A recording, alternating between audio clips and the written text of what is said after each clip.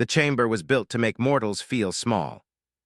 Commander Jake Miller stood in the very center of the Galactic Council Court, his boots planted on a circular platform of dark crystal. All around him, stretching up like a coliseum carved into infinity, sat the 12 council representatives. Their shadows loomed above him, lit by dim blue light that came from veins in the walls. The ceiling was so high it disappeared into darkness, as if the stars themselves were watching. Jake's hands were clasped tight behind his back. He had been a soldier for 20 years. He had stood on battlefields soaked with fire, blood, and ash. But nothing, not even the chaos of Kepler 442, felt as suffocating as this silence. Every breath he took echoed through the chamber like a confession. The Vexari delegate broke the silence first. The alien was massive, with 6 arms folded across a chest of dark metal plates. Its voice grated like grinding gears when it spoke. "Humanity has been found guilty on all charges," the Vexari announced. "Excessive violence, unpredictable behavior, repeated violations of the laws of peace." The words struck Jake like a hammer. He felt his jaw tighten, but he kept his face calm. Soldiers learned long ago never to let their enemies see them break. High above in the observation gallery, Dr. Lisa Park pressed her forehead to the cold glass. Her breath fogged the surface in pale clouds. She had argued for weeks, trying to explain humanity's choices, their reasoning, their desperate compassion. She had thought she was making progress, but as the verdict fell, she knew she had failed. Beside her, Admiral Ryan Scott gripped the railing so hard his knuckles turned white. "This is wrong," he muttered. His voice shook with fury. "Everything we did, everything was to protect innocent lives." Lisa nodded faintly. Her throat was too tight to answer. In the chamber, the council leader stood. The Zenturi towered above them all, its long limbs draped in robes that shimmered like liquid sapphire. 4 eyes blinked slowly, each fixing on Jake with an unblinking coldness. "The Galactic Federation cannot allow such a dangerous species to remain among civilized worlds," the Zenturi said.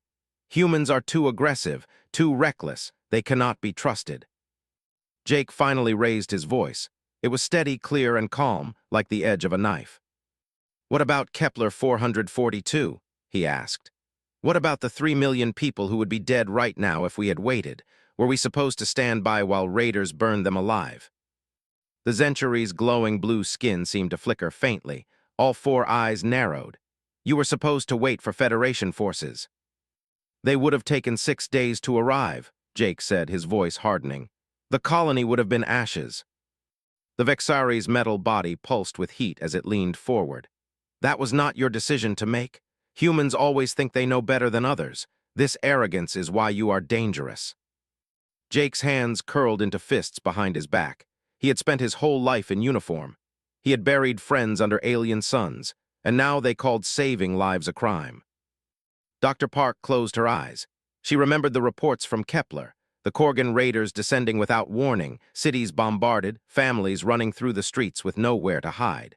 The nearest Federation patrol was 6 days away. Only Captain Amy Rodriguez's lone human vessel had stood between the colonists and extinction. 1 ship, 12 enemy cruisers, and Amy had 1. She had saved them all. Now that victory was twisted into a sentence of exile. The Morlian representative, with its silver hair and violet eyes, leaned forward. Its voice was soft, regretful. Perhaps there could be another punishment, restrictions, limitations, not banishment. But the Zenturi cut him off with a gesture, long fingers slicing the air. "No, the verdict is final. Humanity is too unpredictable, too violent, too different. They solve problems with war first and questions later. They cannot be allowed to remain." Jake's voice rose. "We saved them. We did the right thing." "You broke Federation law," the Vexari spat. "You attacked without permission. You declared war without authority. That is what humans always do. Violence before patience. Action before order." Jake's heart pounded against his ribs. His voice cracked, not with fear but with rage. Because waiting would have meant letting innocent people die. "Enough," the Zenturi's command shook the chamber like thunder. "The Council has decided. Humanity is hereby expelled from the Galactic Federation. All human colonies outside your home system must be abandoned within 6 months. Trade agreements terminated. Earth quarantined. You are cut off from civilization." The words hit Jake harder than any blow. He had expected this, but hearing it spoken aloud made it real. 17 colonies, over 2 million human lives scattered across the stars. Generations who had never even seen Earth would be forced to return to a home they didn't know. High above, Admiral Scott's voice broke. 2 million people. How the hell are we going to move 2 million people in 6 months? Lisa Park was already calculating logistics in her head. Ships, supplies, housing. It would be the largest evacuation in human history. "We'll figure it out," she whispered. "We have to." On the far edge of the galaxy, Captain Amy Rodriguez sat in her command chair aboard the New Horizon as the Council's verdict reached her ship. Her crew gathered silently around her. "So that's it," her chief engineer muttered. "We saved 3 million lives and they kick us out of the galaxy." Amy stared at the starfield. Each point of light hid colonies filled with families, children, elders, settlers who had built lives on alien soil. All of them would be uprooted. "Plot a course to the nearest colony," Amy said finally. Her voice was steady, but inside she burned with fury. "We have work to do." Back on Earth, President Helen Chang stood at the podium of the Global Assembly. Cameras broadcast her image to 7 billion people. Her voice was calm, but her hands shook as she gripped the stand. "My fellow humans," she began, "the Galactic Federation has made a decision that will change our future forever." Her speech explained the Council's ruling. The colonies to be abandoned, the trade cut off, the quarantine that would lock humanity in their own solar system. As her words fell across the assembly, she saw shock turning to anger in the faces of her people. When she finished, the chamber erupted. Representatives shouted for war, others demanded isolation. Chaos thundered across the hall. In Geneva, Dr. Peter Brooks turned off the broadcast and faced his team of scientists. For years, they had studied alien propulsion, alien weapons, alien ideas. Now all of that knowledge had a new purpose. "They think they can cage us," Brooks said, his eyes bright. "Maybe it's time we show them what humans can really do." Across the planet, in cities and villages, people gathered in silence. Some wept, some shouted, some stood still with clenched fists. But every face shared the same look, the look that had carried humanity from caves to starships. The look that said they would not give up. Commander Jake Miller was escorted from the council chamber by alien guards. As he walked past towering windows, he looked out at the stars. Those distant lights held human dreams, human homes, human futures. The council thought they had ended humanity's journey. But Jake Miller knew better. As the transport carried him back to Earth, he made a promise. Humanity would survive this. Humanity would grow stronger. And one day, humanity would return to the stars on their own terms. The galaxy had made its choice. Now humanity would make theirs. 6 months later, the last human refugee ships limped back to Earth. Behind them, alien patrol fleets locked the solar system under quarantine. But hidden in the shadows of the asteroid belt, in secret shipyards no alien could see, humanity's engineers were already building something the galaxy had never imagined. The evacuation was unlike anything humanity had ever attempted. Convoys of refugee ships filled the void, stretching across systems like shining rivers of desperation. Rusted freighters, half-broken transports, old military carriers refitted for civilians. Anything that could carry human lives was pressed into service. Each departure tore at the hearts of those leaving. Families who had lived for generations on green alien worlds, where sunsets burned violet and oceans glittered silver, were forced to abandon their homes forever. On Kepler 442, the first colony to be emptied, the people left behind gardens that had fed them for decades, schools filled with laughter, and graves of loved ones. Children clutched keepsakes in small hands, eyes wide with confusion. The elderly wept quietly as they boarded the transports, knowing they would never again walk the soil they had tended with their own hands. Colonel Ben Hayes was one of the last to leave Kepler's surface. His voice shook as he gave the final order. "Evacuate the colony, seal the bunkers, burn the records, we leave nothing for them." The Federation's law was absolute. Humans had no claim beyond their solar system. And yet, as the last transports lifted from the ground, Ben couldn't help looking back at the horizon, where purple clouds gathered over the mountains. This had been home. Now it was ash. Captain Amy Rodriguez and the New Horizon served as vanguard for the convoys. Her ship was battle-scarred from Kepler's defense, but her crew carried themselves with quiet pride. They had fought to protect the colony once. Now they would protect its people all the way to Earth. In the command center, Lieutenant Rick Stone studied the convoy manifests. Final count, 2.3 million souls, spread across 200 ships. 200, Amy repeated softly. Her eyes traced the dots on the star map. Each one was fragile, each one carrying families, children, dreams. It feels like we're carrying the weight of a species. Stone looked up from his console. We are, Captain. Back on Earth, Geneva was a storm of panic. The Global Assembly struggled to coordinate food, housing, and medical care for billions, plus the flood of returning colonists. Dr. Lisa Park sat at the center of it all, her desk buried beneath glowing screens filled with reports. Refugee camps were rising in deserts, in abandoned cities, in frozen tundra where old factories had been reopened as housing blocks. Her assistant rushed in, breathless. Australia has agreed to construct 50,000 new housing units, but they'll take 6 months. Lisa pinched the bridge of her nose. 6 months is too long when families are sleeping in warehouses. Accept the offer, and contact Brazil, tell them we need immediate allocation of farmland. These people must eat. Every decision cut her like a knife. She had been Earth's diplomat once, believing words could bridge the galaxy. Now she was managing the consequences of failure. Not everyone accepted exile quietly.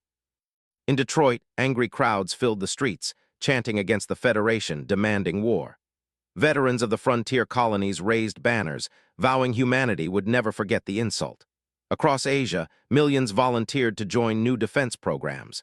In Africa, entire communities offered food and shelter to strangers from the stars. In every city, two feelings grew side by side, grief and defiance. President Helen Chang addressed the assembly again, her voice heavy with fatigue but sharp with resolve. We will not beg for mercy, she declared.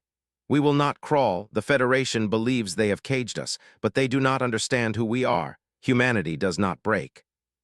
Her words were broadcast across the globe, and for a moment, the scattered chaos of Earth found a heartbeat of unity. Meanwhile, others worked in the shadows. Director Sandra Lee of Earth Intelligence oversaw quiet salvage missions in the abandoned colonies. Under the noses of Federation patrols, small human teams stripped research stations and military outposts of valuable technology. Rick Stone, serving double duty as engineer and field operative, led one such mission aboard a forgotten station near Tau Ceti. The halls echoed with silence as his team worked fast, loading crates of alien communication arrays and weapon fragments onto their ship. 4 hours until Federation patrol, pilot Carol Nash reminded him, sweat glistening on her forehead as she carried a heavy crate. Then we leave in 3, Rick said. His hands moved with practiced efficiency, disconnecting cables, pulling power cells. Every piece of tech we take is one more piece they can't use against us. Carol glanced at him. You think we'll need it? Rick's eyes darkened. I think the galaxy just declared us prey, and prey needs teeth. Dr. Peter Brooks worked toward the same goal in his Geneva lab. He stared at blueprints projected in the air, alien propulsion cores, human modifications, wild theories scribbled in glowing lines.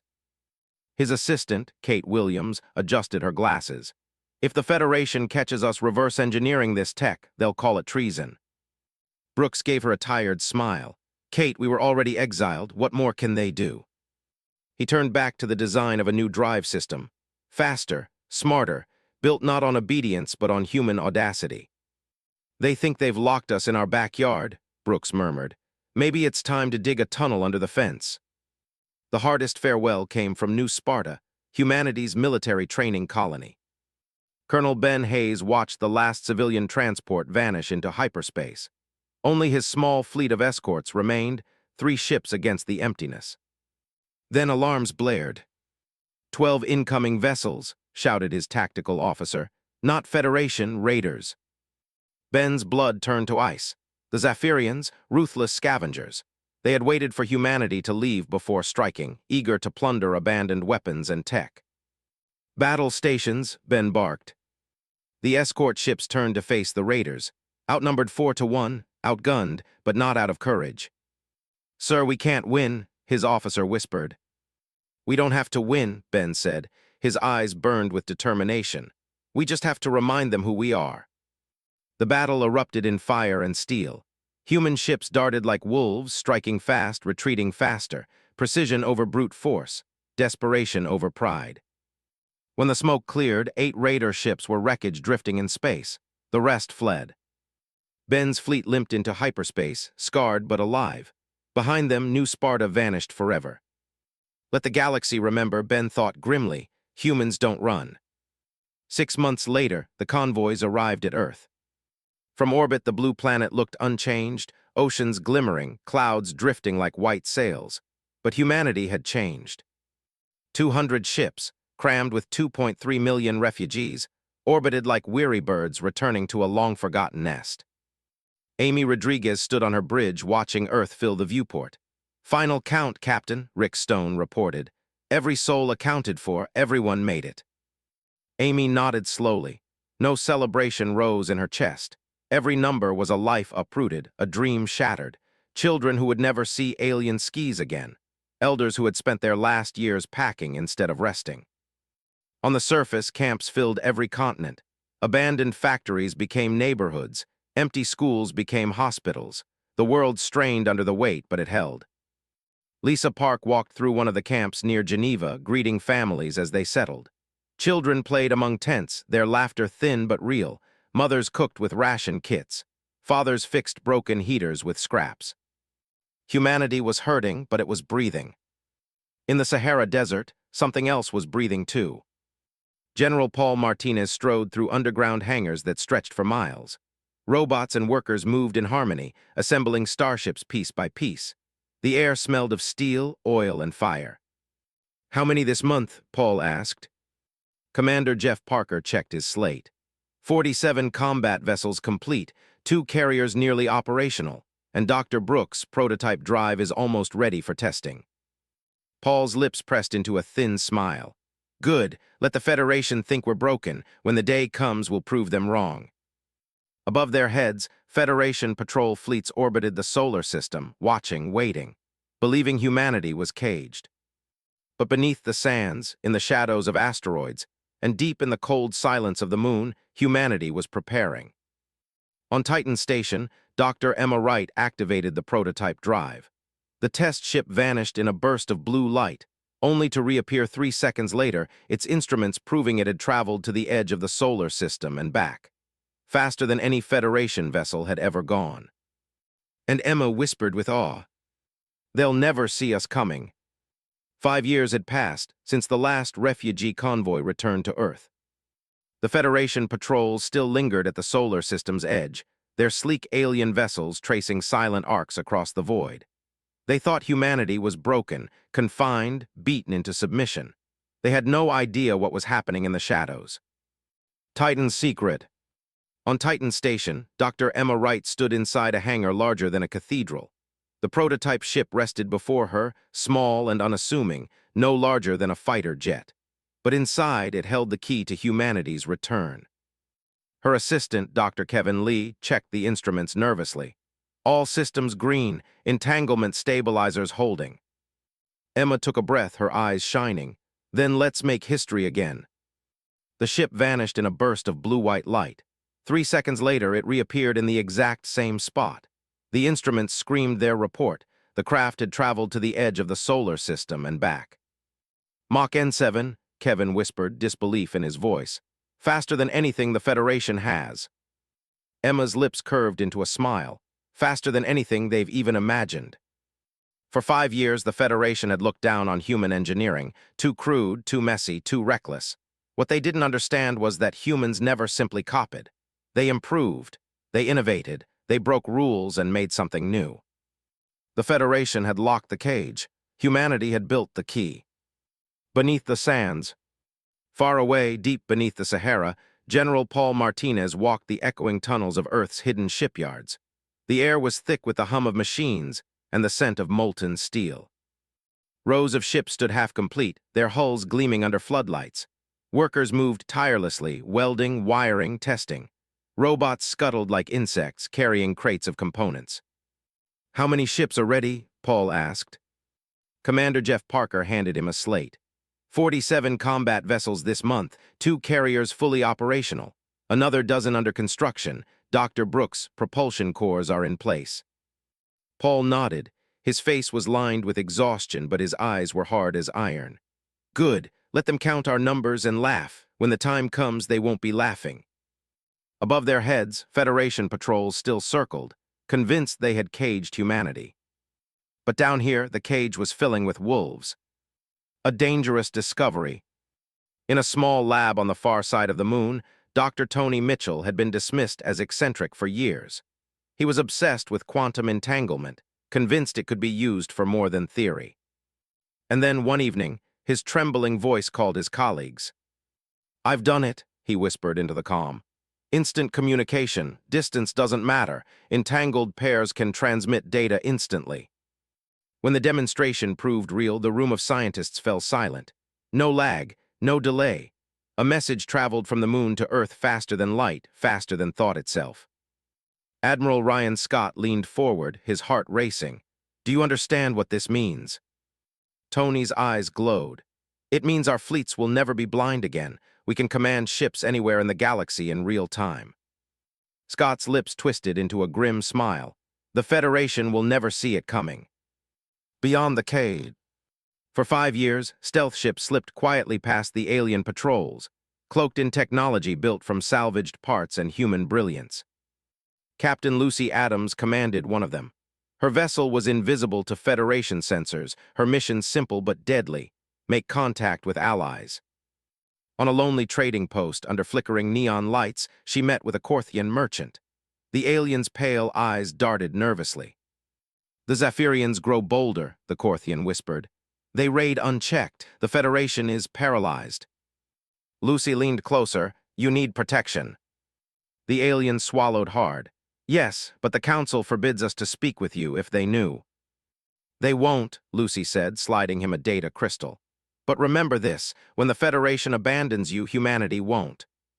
The Watcher, Captain Chris Roberts, another stealth commander, observed from the shadows of a distant system.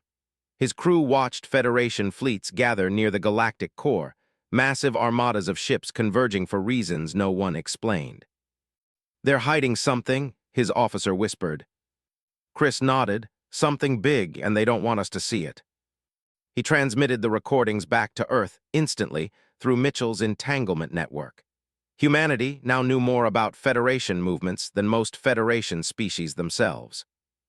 The aliens had cut humanity off from communication. They didn't realize they had only made them hungrier for truth. The strategist. In a dim war room beneath Geneva, Dr. Nicole Garcia stood before a wall of holographic displays. She had studied Federation armies for years, watching how they fought, and she knew their flaw. "They fight like they live," she explained to the gathered commanders. "Rigid, ordered, predictable. They follow rules even when the rules don't make sense." She tapped the display, showing battle recordings. Federation fleets always moved in perfect lines, always deployed in the same formations, always relied on the same strategies. "It works against other aliens who think the same way," Garcia continued. "But against us," she smiled, "against humans, they'll break." Sergeant Frank Taylor, a veteran of New Sparta, crossed his arms. "They fight like machines." Garcia's smile sharpened. "And we fight like humans." Whispers of doom. Far across the galaxy, beyond the rim, something stirred. The first whispers reached Earth through secret channels. Federation scouts were vanishing. Entire star systems going dark. No distress calls, no survivors. When Admiral Ryan Scott first read the reports, he didn't believe them. "Exaggeration," he muttered. "Propaganda." But then came images, grainy, fragmented, but horrifying. Worlds reduced to gray husks, fleets torn apart like paper. The name spread in terrified whispers: the Devourers. Not pirates, not raiders, something worse. Something that consumed everything: ships, planets, civilizations. The Council's fear. On Nexus Prime, the Federation Council met in secret. Behind closed doors, voices rose in panic. "The Devourers advance faster than predicted. Our fleets cannot hold them. We need reinforcements." And then a bitter silence, broken only by the Century Council leader. "We will not beg humanity for help." But others disagreed. Quiet messages began slipping through back channels, reaching those who still remembered humanity's defiance. "Help us," the whispers said. "The Federation is failing." Earth choice. In Geneva, President Victor Green listened to one such message. The Morlian diplomat Velter Nine Songs appeared weary, his silver hair streaked with white. "The Federation faces extinction," Velter admitted. "We treated your people unjustly, but billions will die if the devourers are not stopped. We beg you, help us." The irony was bitter. The same galaxy that had branded humanity too violent now pleaded for that same violence to save them. President Green looked around the war room. Admiral Wilson, General Martinez, Dr. Brooks, Dr. Park, men and women who had turned exile into strength. "Capabilities?" Green asked simply. Admiral Wilson straightened. 300 combat vessels, 500 support ships, crews trained for adaptive warfare. Our tech is faster, sharper, deadlier than anything they have.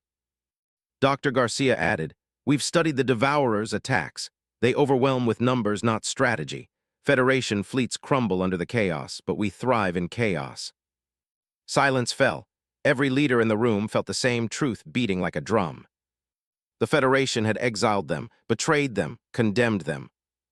Now the galaxy was on its knees. President Green stood slowly, his voice like steel. "Prepare the fleets," he said. "Humanity is going back to the stars." And across the hidden shipyards, engines roared to life. The first human fleet to leave the solar system in 10 years did so in silence. 50 ships slipped past the Federation blockade using stealth drives that no alien sensors could detect. They moved like shadows, carrying with them the weight of an entire species. At their head was the flagship Liberty, commanded by Admiral Danny Wilson. Wilson sat in the command chair, his eyes locked on the starfield ahead. He had been a young officer during the exile, forced to watch humanity's humiliation. Now he carried their redemption. "Course set for the Zirian system," reported his navigator. Wilson nodded once. "Engage." The fleet vanished into hyperspace. The battlefield. When they emerged above Zirian Prime, they found hell. The Devourer swarm filled space like a living storm, thousands of ships, jagged and insect-like, swarming around the planet. They moved with terrifying speed, ramming Federation cruisers, tearing apart orbital defenses, unleashing weapons that ripped holes through metal and flesh alike. Federation forces were in chaos. Their battle lines had shattered, formations broken, command ships crippled. Zirian's orbital stations burned, and on the planet below, desperate signals cried for help. "Federation fleet down to 30% strength," Wilson's tactical officer reported, his voice strained. "Civilians under direct attack." Captain Jerry Lopez, commanding one of the escorts, clenched his fists. "Permission to engage, Admiral." Wilson's voice was steady. "Granted, show them how humans fight." The pack. The human fleet split instantly into small strike groups.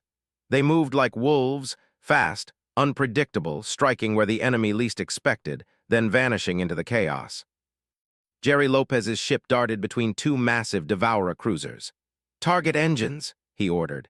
His gunners fired precise salvos of missiles, crippling both before they could react.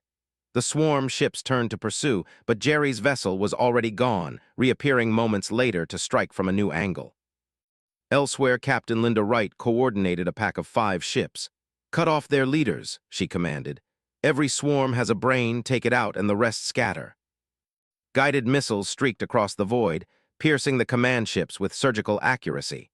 Explosions rippled through the swarm, confusion spreading like wildfire. On the surface of Zirian Prime, alien civilians watched from bunkers as the human fleet descended upon the invaders. For weeks, they had seen only defeat. Now, for the first time, they saw resistance and hope. The human edge. Federation fleets relied on energy beams, devastating, but inaccurate against the Devourers' fast-moving ships. Humans had learned better. Their weapons were smaller, sharper, guided. Missiles tracked targets relentlessly, shredding Devourer vessels one by one. Railguns fired slugs at near-light speed, punching through enemy armor like paper. More than weapons, it was the tactics. Humans adapted mid-battle, shifting formations, feinting retreats, striking from impossible angles. The Federation fought like a machine. Humans fought like chaos given form. The Devourers were not prepared. 6 hours of fire. The battle raged for 6 hours. Space burned with wreckage. Devourer ships crashed into each other in confusion, swarms breaking apart under relentless pressure. On the Liberty, Admiral Wilson's face remained stone, but inside his chest swelled with grim pride. Enemy retreat confirmed, his officer reported. Zirian system secure. Wilson's reply was simple. Transmit to Earth, first blood is ours. Cheers erupted across the fleet. Some wept openly. For 10 years, humanity had been told they were too dangerous, too reckless, too violent. And in 6 hours, they had done what the Federation could not in 6 weeks. Aftermath. Human engineering crews landed on Zirian's orbital stations within hours. Captain Scott Davis led repair teams, carrying advanced equipment designed for speed. Alien technicians watched in stunned amazement as human machines patched holes, restored power, and rebuilt defenses in hours instead of days. On the surface, Dr. Anna Campbell set up a field hospital.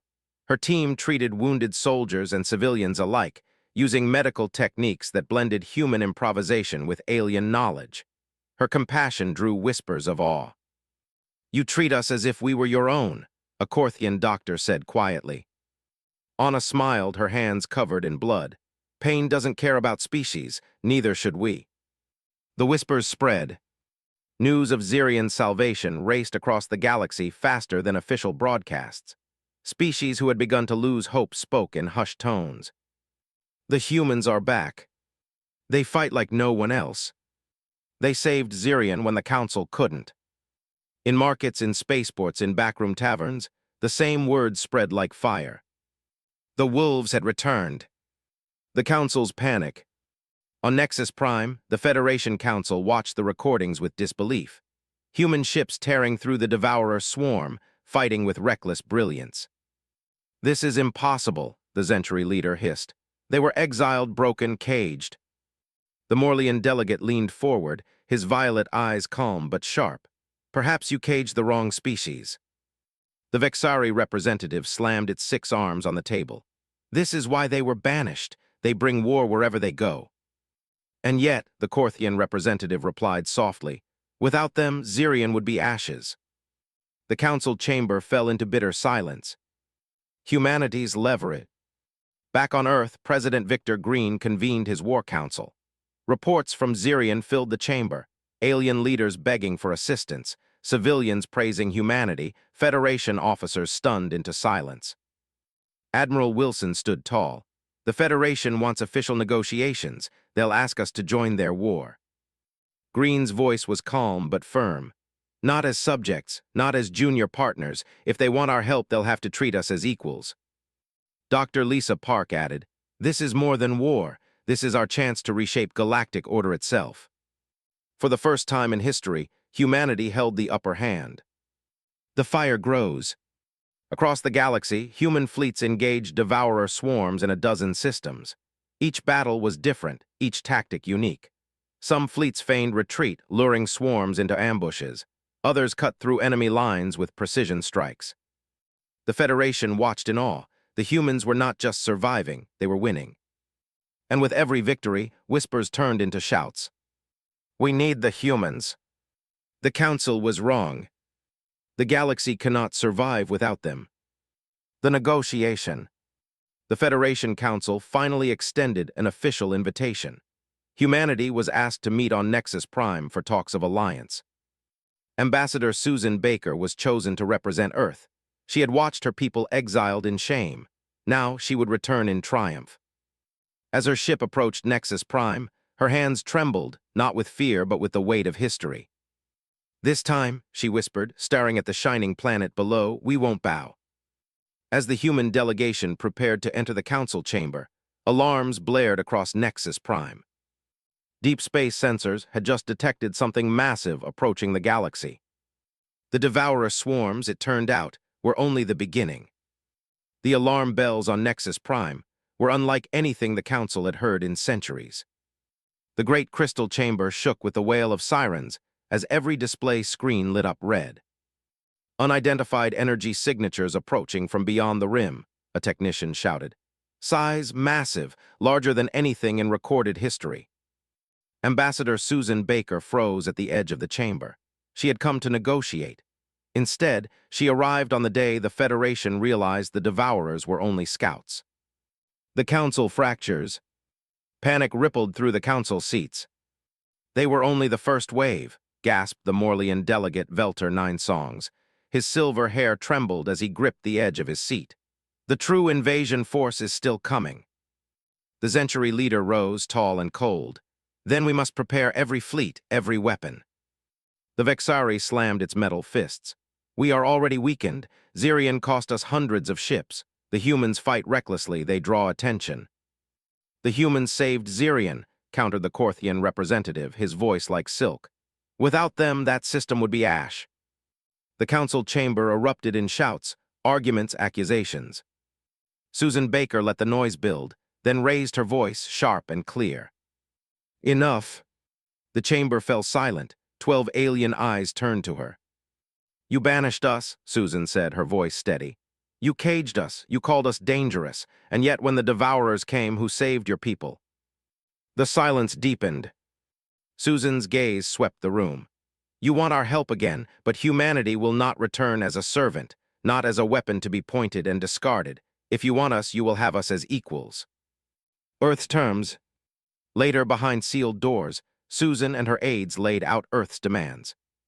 First, full reinstatement of human colonies, with freedom to expand beyond Sol. Second, equal seats in a new governing alliance, not the Federation's hierarchy, but something new. Third, shared technology, trade, and open knowledge between species. The Zentury leader's 4 eyes glared. Unacceptable, humanity cannot dictate terms. Susan leaned forward. Without us, you will burn every world, every fleet. The Devourers don't care about your laws or your pride. They will consume you all. You need us. Her words hung like a blade. The Shadow Fleet. While negotiations dragged, human fleets pressed the war. Captain Lucy Adams led her stealth ship into enemy territory, scouting the edges of the approaching armada. What she saw froze her blood. Devourer ships stretched across the void like a black ocean. Thousands, tens of thousands.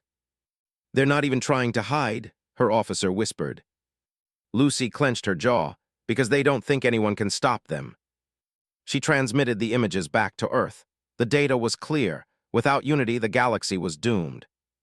Seeds of doubt. In taverns on Nexus Prime, in backroom meetings, in secret transmissions, more and more alien leaders whispered their doubts about the Federation. The Council clings to old power, one Korthian merchant told Lucy. But humans, they bring change. Perhaps change is what we need. Or chaos, muttered a Zephyrian warrior, nursing his drink. Chaos that will consume us all. Lucy only smiled. Better chaos that fights back than order that surrenders. The human gambit. In Geneva, President Victor Green met with his war council. Holographic maps filled the room, showing Devourer movements spreading like wildfire. They'll be here in months, Dr. Garcia warned. Not years, months. Green looked to Admiral Wilson. How many ships can we field? 300 ready, Wilson said. Another 100 support, more under construction every day. Green turned to Brooks and Wright, and the drives. Emma Wright smiled faintly. Faster than theirs, faster than anyone's. Tony Mitchell added, and with entangled comms, our fleets will fight as one mind. Green's voice hardened. Then the question is not if we can fight, it's if we can lead. The Council's breaking point. On Nexus Prime, the debate stretched for days. Some demanded alliance with humanity. Others resisted fiercely. Finally, a vote was called. 8 species voted yes, 3 voted no, 1 abstained. It was enough. Humanity's conditions were accepted.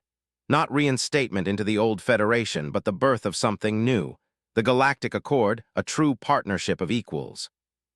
When the decision was announced, the council chamber shook with outrage from the Vexari delegate. This is madness. You give predators the keys to the galaxy. Velter Nine Songs only shook his head. Better predators at our side than extinction at our door. The oath. The signing ceremony was held aboard the human flagship Enterprise. Alien delegates gazed in awe at its design. a fusion of human ingenuity and alien technology, faster and deadlier than anything they had seen. As each species signed the accord, humanity stood not as outcasts, but as leaders. Susan Baker placed her name last. Cameras broadcast the moment across every world. "The galaxy exiled us once," she said. "Today, we return not in chains, but as equals. Let this alliance stand as proof that even the most broken bond can be remade stronger." A new threat. But even as celebrations began, reports poured in. The Devourers had breached another dozen systems. Entire planets were consumed, fleets destroyed, refugees scattered. And then, the final blow. Sensors detected massive energy signatures on a scale no one had imagined. The Devourer scouts had been terrifying, but now the main horde was coming. "Estimated arrival?" Admiral Wilson asked grimly. 3 months, the reply came. Wilson's jaw tightened. 3 months to prepare a galaxy. The weight of command. Back on Earth, Victor Green stood alone in the observation deck of the Geneva Command Center. Below him, the city sprawled with lights. Above, the stars gleamed like cold fire. 10 years ago, humanity had been exiled. Now they stood at the heart of galactic destiny. He whispered to himself, words only the stars could hear. "We asked for a chance, now we must prove we deserved it."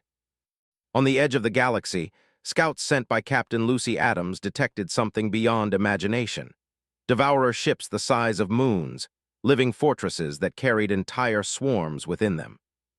And Lucy's horrified voice crackled through the comm. "They're not just coming for us, they're coming to erase everything." The first images of the Devourer moonships spread across the Accord like wildfire. Even on holo displays, they looked impossible, living fortresses, each the size of a small world.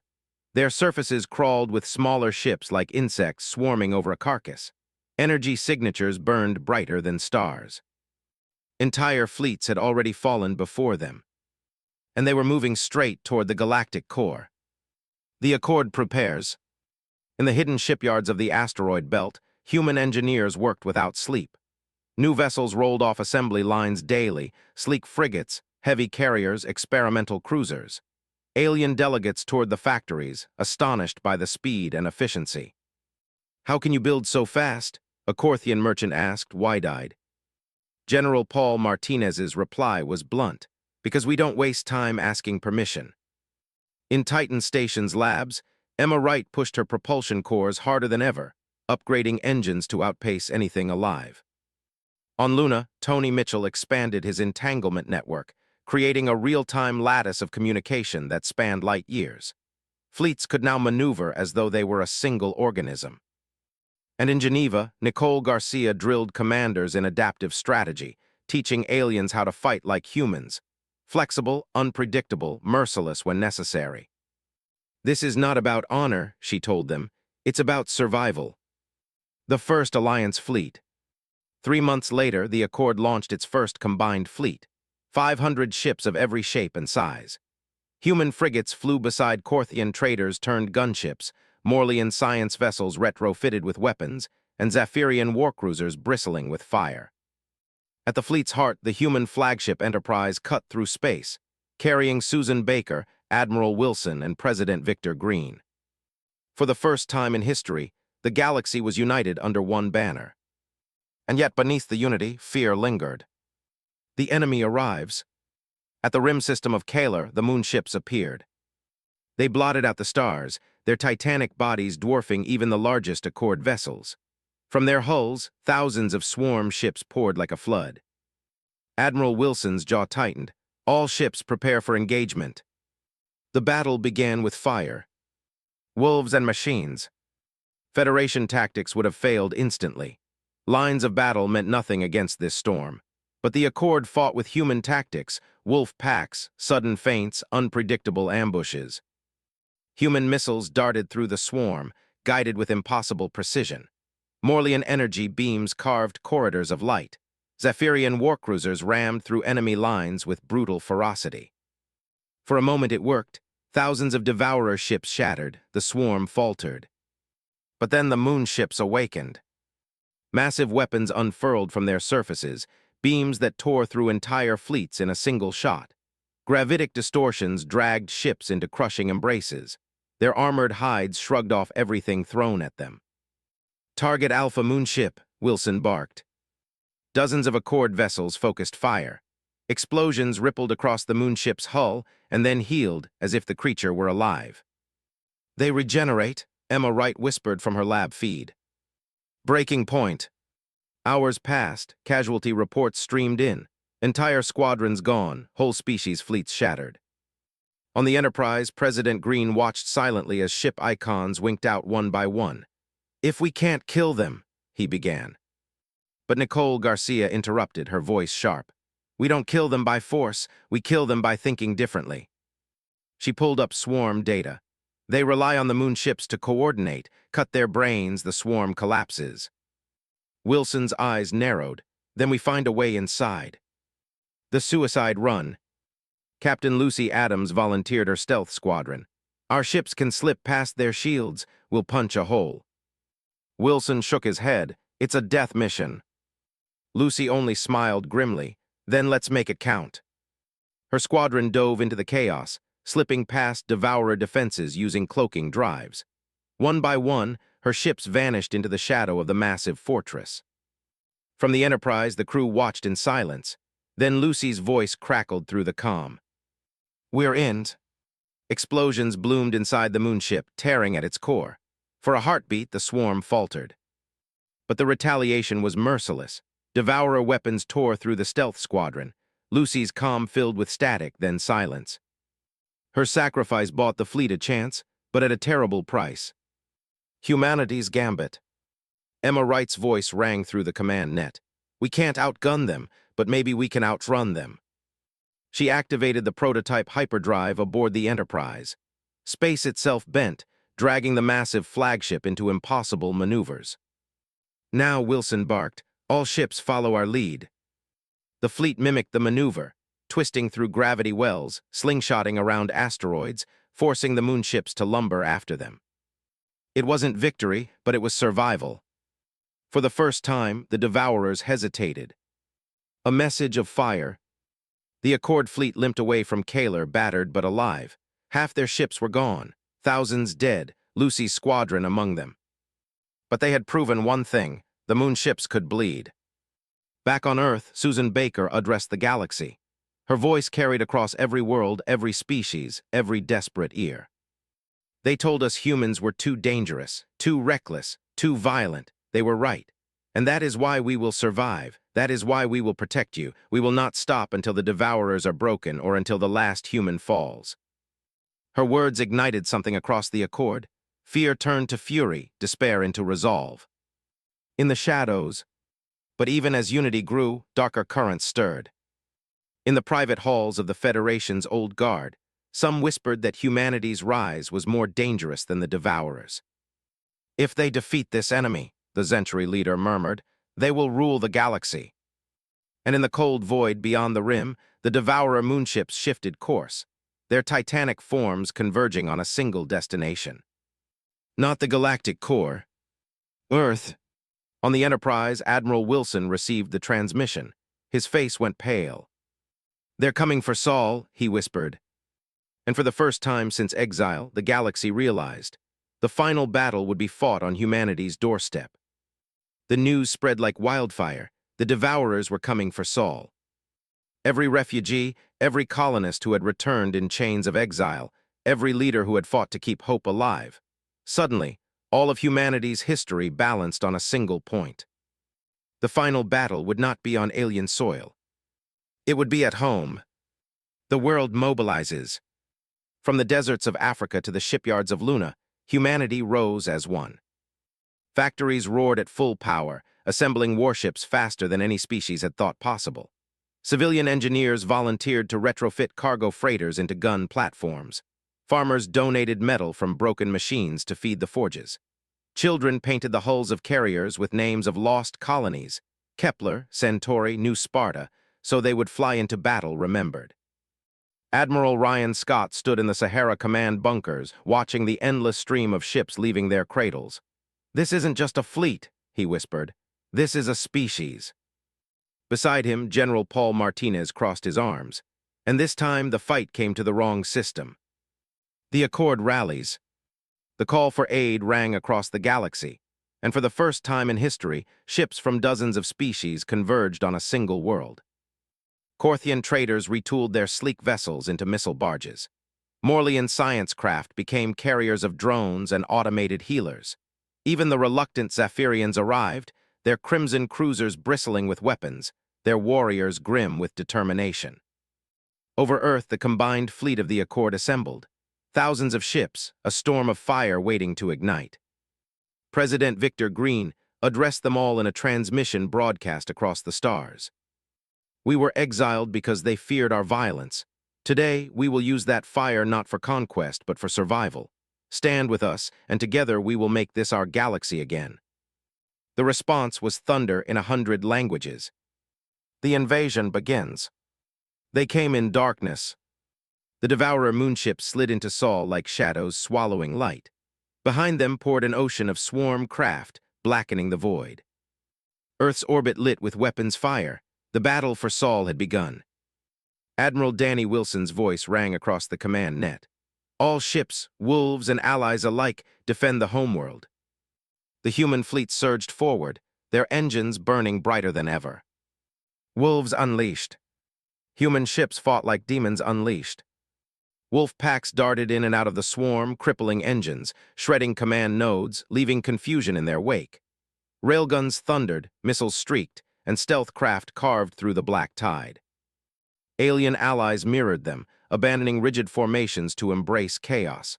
For the first time, the galaxy fought like humans, unpredictable, adaptive, furious. One moonship fell, torn apart by concentrated strikes from Zephyrian rams, and human missiles detonated from within. The swarm faltered. Cheers rang through the calm. But 3 more loomed behind it. The turning point. On the Enterprise, Dr. Emma Wright stared at the readings. We can't win by attrition. They'll keep coming. We need to strike their core. Nicole Garcia leaned over the display. Every swarm shares patterns. Their coordination isn't random. The moonships are nodes, but there's something deeper, a true heart. Admiral Wilson's eyes narrowed. Where? Emma pointed at the data. The largest moonship. It's not just a fortress, it's a command mind. Wilson stood, then we cut out the heart.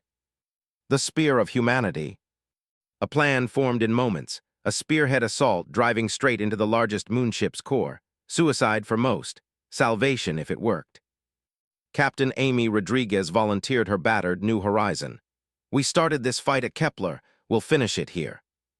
Her crew saluted without hesitation. With a pack of human and alien ships at her side, Amy plunged into the swarm, engines screaming, weapons blazing. Every hull scorched, every gun firing until it melted. The swarm collapsed inward, desperate to protect their heart. Now Amy shouted. Missiles detonated, rail slugs pierced, energy beams carved open wounds.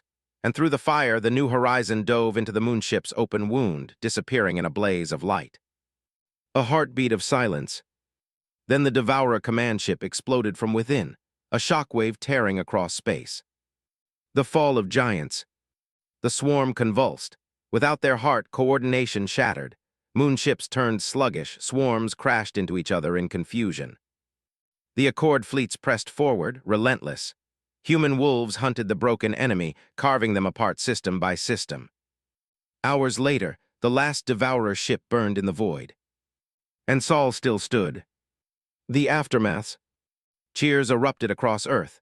Refugee camps filled with celebration. Children pointed at the night sky where wreckage glowed like falling stars. On the Enterprise, Admiral Wilson slumped in his chair, exhaustion heavy in his bones. Report. Casualties heavy, his officer said, but we held Earth is safe. Susan Baker closed her eyes, whispering a prayer for Amy Rodriguez and her crew, heroes who would never see the dawn they had won. President Green's voice carried across the fleet. We stood together, and we prevailed. Let this be the first day of a new age. The new dawn. Months later, the Galactic Accord convened again, this time not on Nexus Prime, but on Earth itself. Alien leaders walked the halls of Geneva, their banners flying beside human flags. They spoke of rebuilding, of exploring, of standing as equals. And at the center of it all, humanity no longer bowed their heads. Ambassador Susan Baker stood before the assembly. They exiled us from the stars, but we found our way back, not as servants, not as conquerors, but as guardians, guardians of every world that dares to dream of survival. The chamber thundered with applause. Years later, a classroom on Luna filled with voices of children, human and alien alike. They sketched starships on their slates, laughing as they imagined new designs. A young Morlean asked their teacher, "Is it true humans once fought the galaxy?" The teacher, Laura Morgan, smiled. "Yes, but in the end they fought for it instead." Through the window, the newest exploration fleet launched, human and alien ships side by side, heading toward the unknown. The stars were calling again. This time, no one was exiled. This time, humanity answered as guardians.